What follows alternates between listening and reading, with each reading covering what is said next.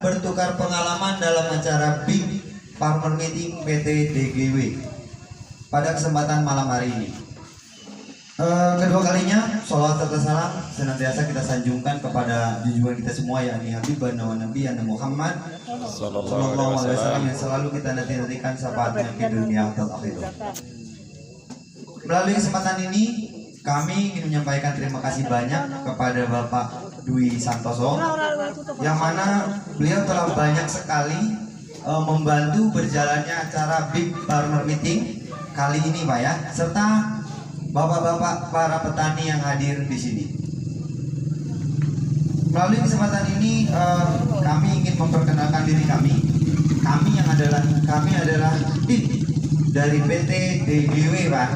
Saya sendiri Dadan Romadani. Di sini saya ingin menyampaikan rangkaian acara pada kesempatan malam hari ini. Yang pertama, pembukaan yang kebetulan sedang saya lakukan saat ini. Kemudian yang kedua, acara inti. Kemudian yang ketiga, acaranya itu direct selling atau penjualan langsung. Ini kesempatan buat bapak-bapak yang belum punya kupon untuk mendapatkan kupon atau menambah bagi yang sudah punya. Kemudian acara yang keempat itu adalah acara yang paling ditunggu-tunggu semua orang di sini, yaitu pengundian hadiah. Dan kelima, penutup. Langsung saya undi kulkas atau bagaimana, Pak? Langsung. Enggak, Pak ya? Sebagai petani sayuran yang berpengalaman, tentu bapak-bapak menyadari bahwa hama dan penyakit adalah masalah yang sangat serius. Hama dan penyakit dapat menurunkan hasil produksi hingga 40%, bahkan ada yang sampai hingga 60%.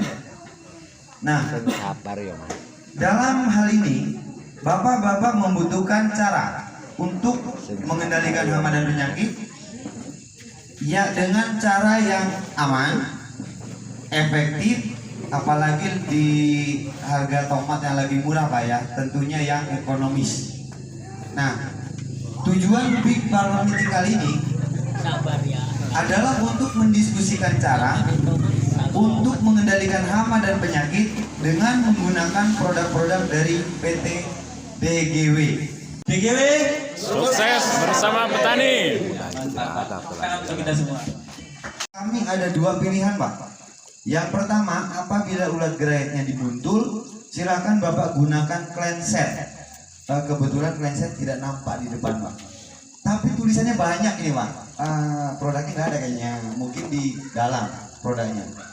Ada cleanset yang di samping Bapak itu di seluruh bagian wall padding itu cleanset semua. Nah, itu untuk muntul. Jadi dia knockdownnya super cepat. Ketika dia nempel, si racunnya kita semprotkan ke ulat gerayat, dia langsung jatuh. Pokoknya begitu semprot, jatuh, kruk gitu, Pak. Apa ya, Mak? Aktif gitu. Aktif, matinya itu aktif. Jadi nggak diem gitu, nggak. Dia guling sana, guling sini. Itu untuk muntul. Kemudian ada juga klormid untuk ulat gerayat juga. Klormid juga bisa digunakan di muntul, tapi kelebihan klormid bisa digunakan dicampurkan dengan balistik untuk ulat tanah. Dikocorkan, karena dia sifatnya di balistik sifatnya sistemik, kemudian di klormid dia sifatnya kontak. Jadi sinergis sekali ini antara klormid dengan balistik mampu mengendalikan ulat tanah. Karena gini, Pak, kalau kontak dia kena mati, tidak kena tidak mati. Artinya yang hari ini kita semprot klormid, kena klormid mati, yang besok nggak kena klormid masih ada balistik di situ menunggu dengan cara kerja sistemiknya. Karena fipronil ini golongan sistemik sempurna, Pak. Begitu kita semprotkan di pucuk daun saja, itu merambat hingga ke pucuk akar. Ada yang pernah bawa ke laboratorium gitu kan? Nah, itu salah satunya fipronil yang sistemiknya sempurna. Lain dari itu, rata-rata kalau untuk insek itu hanya translaminar dan juga sistemik lokal. Jadi lokal itu apabila disemprotkan di pucuk, hanya sampai ke beberapa daun di bawah, itu sistemik lokal. Dan translaminar,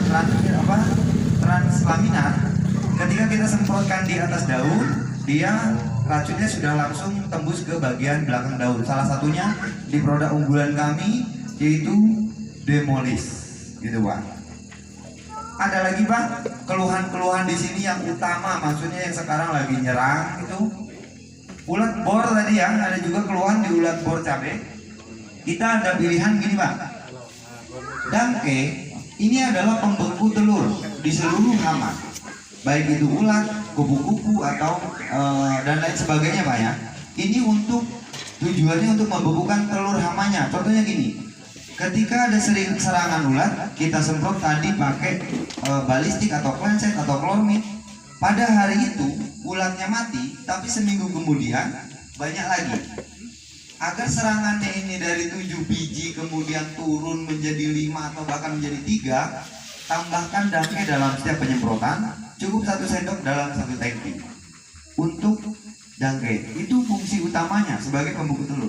Tapi apabila bapak-bapak mencoba mendua kali lipatkan, contohnya biasanya bapak 1 sendok per tangki, cobakan bapak untuk 2 sendok per tangkinya, itu mampu menembus ulat bor di cabai. Ada yang pernah nyoba? Saya sendiri berarti yang boleh nyoba. Karena lain itu rata-rata menggunakan Dangke hanya untuk membekukan telur. Padahal ada kelebihan tersendiri dari Dangke, salah satunya itu. Apabila kita mendua kali lipatkan, mampu menembus ke ulat bor. Kalau 1 sendok saya jamin nggak mati. Karena saya sudah ulang kali nyoba, itu memang nggak mati kalau khusus Dangke saja. Khusus Dangke saja gitu Pak, 1 sendok per tangki nggak mati. Dia cuma lemes, tapi serangannya masih ada. Tapi kalau 2 sendok, nanti bapak di mulsa cabai itu dilihat nanti ular bornya udah keluar, jatuh di situ atau jatuh di bagian buah cabainya nempel. Gitu. Kalau bapak-bapak yang kena mate, kemudian bukan bapaknya tapi tanamannya Pak ya, tanamannya Pak. Jadi mohon maaf ini miskomunikasi aja ini. Bagi tanaman bapak-bapak yang kena pate, silahkan gunakan Corona. Kalau pate saya anjurkan di atas 15 mili, di bawah 20 mili. Jangan di bawah 15 mili karena belum mampu. Kalau sudah pate itu wajib dosis tinggi. Jadi di angka 1 mili per liter. Kalau tangkinya 17 mili. Kalau tangkinya dia 16 mili. Kalau drum ya 200 mili. Gitu kalau pakai drum. Tapi kalau untuk mencegah silakan gunakan 10 mili atau bahkan 8 mili. Itu di Corona. Kemudian untuk busuk di kol juga bisa. Kemudian di tomat, kemudian di beberapa tanaman lain Pak ya. Ada wortel, ada sop, buncis juga bagus. Itu untuk Corona Pak. Yang terakhir astonis. Pengujian astonis saya lakukan dari 2016. Yang paling terlihat signifikan kalau untuk di liwah itu ada di buncis dan tomat. Pembuktiannya, ini untuk pembuktiannya. Salah satu contoh gini Pak, kalau bapak hari jam 8 lah ya, pagi hari bapak nyemprot buncis yang masih segini Pak, masih 1 telunjuk, ini kan masih pentil namanya Pak, bukan ya pentil lah ya, masih pentil, masih 1 jari lah.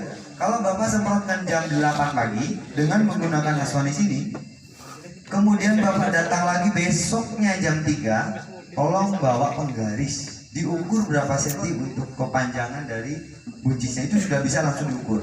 Kalau saya dulu metodenya ada buncis yang apa namanya yang masih pentil itu di apa namanya ini Pak, patok lanjaran, kemudian ada bendeng ya, itu saya tempelkan ujung si ujung buncisnya yang masih pentil tadi, kemudian saya semprot, nempel di garis inilah di tali apa bendeng.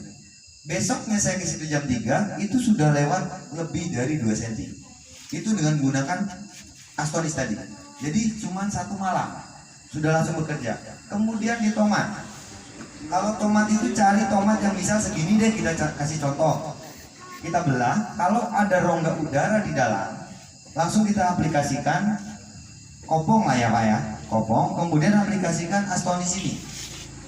semprot kemudian 2, 3 sampai 4 hari Bapak cari lagi yang sama tomatnya, baik bentuk dan ukurannya, silakan Bapak pecahkan. Itu biasanya sudah nggak ada kopong. Jadi baru 2 itu yang secara signifikan bisa saya kaji di sini di daerah Liwa Pak ya. Karena kalau di cabai itu perlu pemotongan. Contoh kalau cabai itu kayak rokok. Kalau di cabai pengen tahu hasil dari astonis, itu caranya Bapak jangan semprot semua cabai. Sisakan yang nggak disemprot, kemudian yang sebelahnya disemprot. Cari cabai yang ukuran sama setelah 3 hari penyemprotan, Bapak gunting cabainya. Itu kulit bagian luarnya yang menggunakan astonis itu tambah tebal. Kemudian kulit yang tidak disemprot dengan astonis itu biasa saja. Hanya itu yang bisa dibuktikan oleh astonis yang secara kasat mata terlihat. Bisa dengan ukuran, misal jumlah cabainya sama atau ditimbang, nah itu bisa. Tapi itu kan kadang-kadang nggak efektif karena mungkin satunya pendek, satunya panjang gitu Pak ya. Nah itu untuk membuktikan astonis bisa Bapak lakukan sendiri untuk membandingkan apa sih fungsinya dari astonis ini setelah saya gunakan di tanaman gitu. Karena percuma juga Pak kalau kita beli obat nggak dicek juga efektifnya apa, akhirnya kita nggak tahu, cuma ngabisin modal aja kan jadinya. Tapi kalau sudah paham bahwa astonis itu untuk menghilangkan kopong, kemudian menebalkan kulit cabai, artinya kan bobot yang kita cari. Kemudian dibujis biar cepat panjang, terus garis di bujis itu kan kayak keris Pak. Jadi bentuknya gitu. Biji kemudian dagingnya sempit gitu, kemudian biji lagi. Kalau pakai astonis setelah 3 hari biasanya lurus. Jadi daging antar biji itu sudah tebal. Ini mau langsung saya ambil Mas, tolong pegang Mas. Boleh ya? Ini tanpa saya lihat Pak ya. Silakan kalau enggak apa-apa. Bapak, saya tanpa melihat Pak ya. Untuk kehadirannya 14B. Kita lihat absennya 14B. Ini D, ini C, ini B. Nomor 14 Umay. Rezeki nggak kemana Pak.